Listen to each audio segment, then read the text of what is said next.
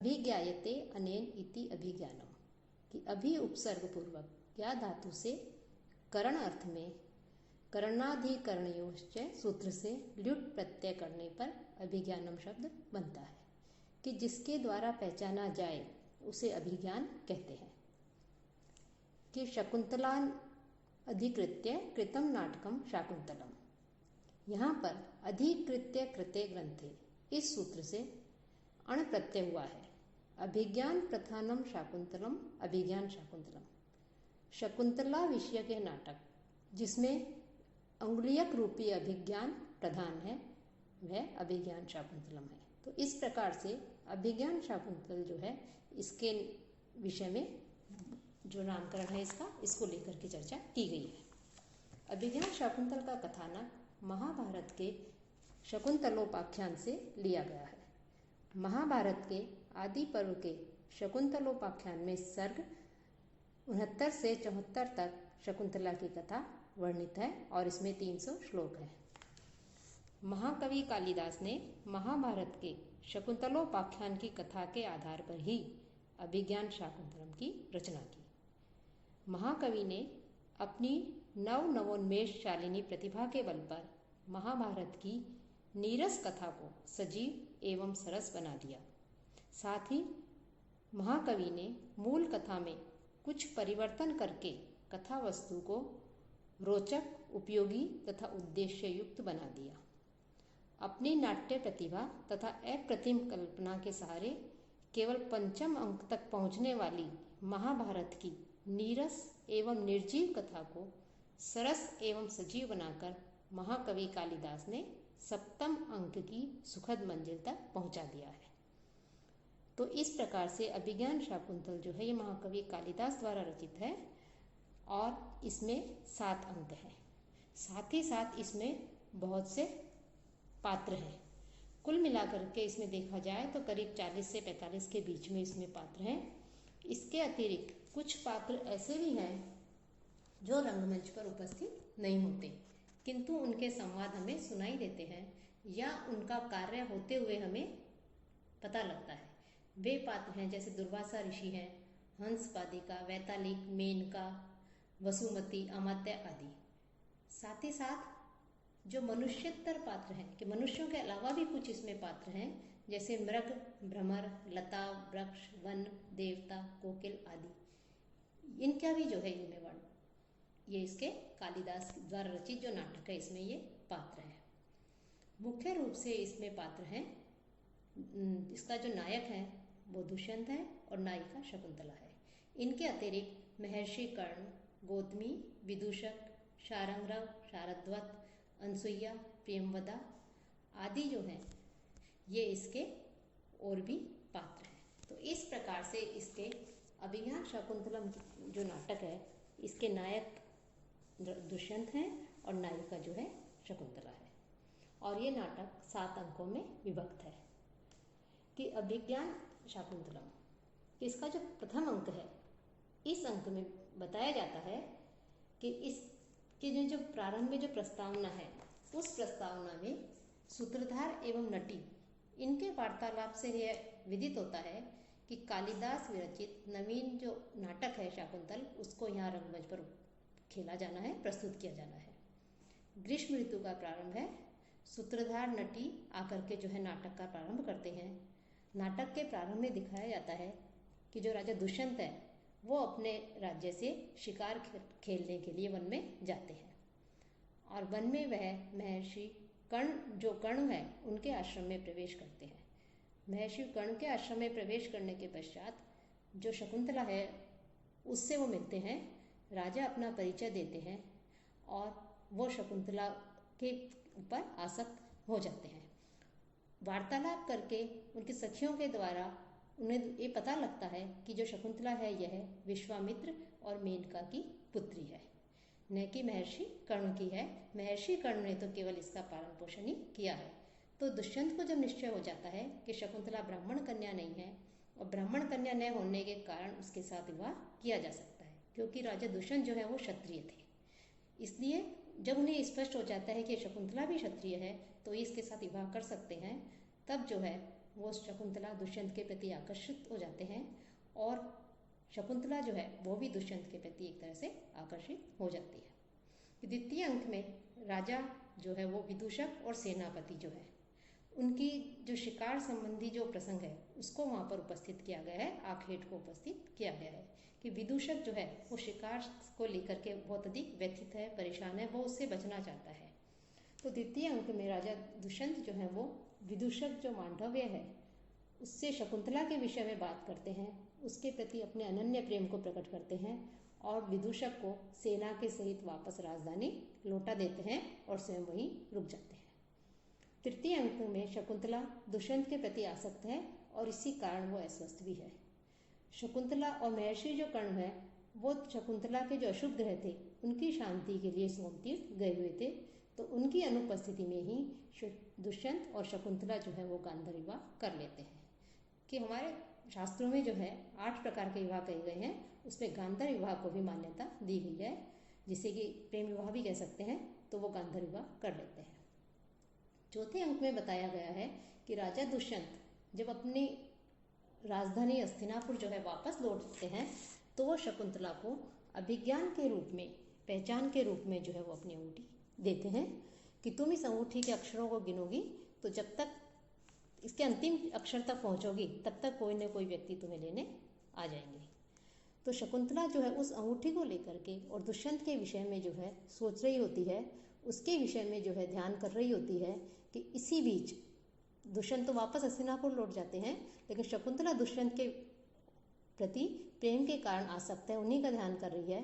तो दुर्वासा ऋषि आते हैं और उनकी आवाज़ को वो सुन नहीं पाती और उनका अतिथि सत्कार नहीं कर पाती। तो इससे क्रोधित होकर के वो शकुंतला को श्राप दे देते हैं कि तुम जिसके ध्यान में खोई हुई हो वह तुमको इसी समय भूल जाएगा, क्योंकि तुमने अतिथि का अपमान किया है। तब शकुंतला की जो दोनों सखियाँ होती है, अनसुईया और प्रियंवदा, वो महर्षि जो दुर्वासा हैं उनसे अनुनय विनय करती हैं और उनसे कहती हैं किसी तरह से आप इसे शाप से मुक्त कर दीजिए।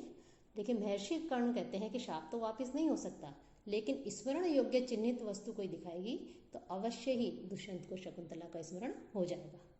कि महर्षि कर्ण जो है फिर वापस तीर्थ यात्रा से वापस लौटते हैं और शकुंतला को गर्भवती जान करके उसे पतिगृह भेजने की व्यवस्था करते हैं। कि जब शकुंतला को पतिगृह भेजते हैं तो इसका बहुत ही मार्मिक करुण रस से परिपूर्ण जो है इसमें वर्णन किया गया है कि वृक्ष, लता, पशु, पक्षी, उसकी सखियाँ, पिता आदि शकुंतला की विदाई को लेकर के बहुत अधिक दुखी हैं, व्यथित हैं, परेशान हैं। तो चौथा अंक जो है ये बहुत अधिक महत्वपूर्ण है और इसे में भी जो है क्योंकि ये करुण रस से ओतप्रोत है। महर्षि कर्ण स्वयं कहते हैं कि जब मुझ जैसा आदिवासी मुनि जो कि सांसारिक चीज़ों से दूर रहता है और शकुंतला मेरी पालित पुत्री है, लेकिन मैं भी जो है इस प्रकार से इसको अपने पतिगृह भेजते हुए इतना व्यथित हो रहा हूँ, पीड़ित हो रहा हूँ, तो वो गृहस्थी जो लोग हैं जो अपनी कन्या को रखते हैं वो जब अपनी पुत्री को पतिगृह भेजते हैं तो कितना अधिक दुखी होते होंगे। तो इसका बहुत ही अधिक मार्मिक वर्णन किया गया है। साथ ही साथ वृक्ष, लता, पशु, पक्षी सभी जो है शकुंतला के जाने से बहुत ही व्यथित है, तो इसका वर्णन है। और शारंगराग, शारद्वत जो है और गौतमी, इन सब के साथ में जो है शकुंतला फिर हस्तिनापुर के लिए जाती हैं। तो इस अंक में शकुंतला की जो विदाई है उसका अत्यंत मार्मिक चित्रण प्रस्तुत किया गया है। पंचम अंक में बताते हैं कि हस्तिनापुर जाते समय जो रास्ते में शची तीर्थ पड़ता है, उस शची तीर्थ में पूजा करते समय, अर्चना करते समय शकुंतला के हाथ से अंगूठी गिर जाती है और जिसको मछली जो है वो निगल जाती है। अब शकुंतला वहाँ से फिर दुष्यंत के वहाँ जाती है हस्तिनापुर, तो वहाँ दुष्यंत जो है वो शकुंतला को दुर्वासा ऋषि के शापवश जो है नहीं पहचानते हैं। शकुंतला जो है उनसे बहुत अनुनय विनय करती है, उन्हें बहुत याद दिलाने का जो है प्रयत्न करती है, साथ में बिताए समय के विषय में बताती है, लेकिन दुष्यंत जो है शापवश उन्हें कुछ भी याद नहीं होता है। तो शकुंतला जो है वो राजा के निष्ठुर व्यवहार को देख करके अत्यधिक दुखी हो जाती है और वहाँ जो वो पुरोहित होते हैं, दुष्यंत उसे अपने साथ रखने से मना कर देते हैं। तो राजा के जो पुरोहित हैं, दुष्यंत के जो पुरोहित हैं, वो उन्हें कहते हैं कि शकुंतला जो है प्रसव पर्यंत अपनी पुत्री के समान उसे अपने घर में आश्रय देंगे, क्योंकि सिद्ध पुरुषों के द्वारा भविष्यवाणी की थी कि यदि कि राजा दुष्यंत जो है उसके चक्रवर्ती गुणों से संपन्न पुत्र होगा, तो यदि चक्रवर्ती के लक्षण मिलते हैं इसके पुत्र में तो ये माना जाएगा कि शकुंतला की बात सत्य है, और यदि ऐसा नहीं है तो इसे वापस कर्ण ऋषि के आश्रम में पहुंचा दिया जाएगा। तो जो उनके साथ जो शारंगराव, शारदत्त, गौतमी आए थे वो पहले ही शकुंतला को वहीं छोड़ करके दुष्यंत के पास में चले जाते हैं कि यदि ये सत्य कह रही है तो ये आप जो है इसे ग्रहण कीजिए, और यदि ये असत्य कह रही है, ये झूठ कह रही है, तो हम ऐसे कुल को कलंकित करने वाली को ले जा करके हम क्या करेंगे, तो वहाँ से चल देते हैं।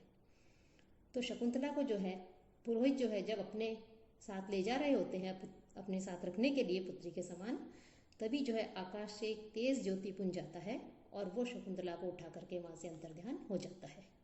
वो ज्योतिपुंज जो है वो एक तरह से अप्सरा थी, मेनका नाम की अप्सरा थी, जो वास्तव में जो है शकुंतला की माँ थी। वो आकाश से आती है और उसे उठा करके वहाँ ले जाती है।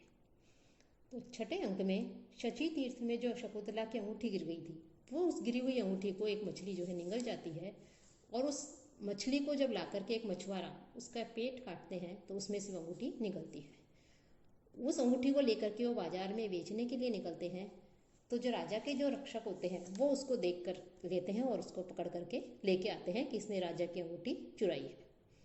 राजा के पास जैसे ही इस अंगूठी को लाया जाता है, राजा को सब कुछ याद आ जाता है, वो अत्यधिक व्यथित हो जाता है, दुखी हो जाता है, पश्चाताप करने लग जाता है।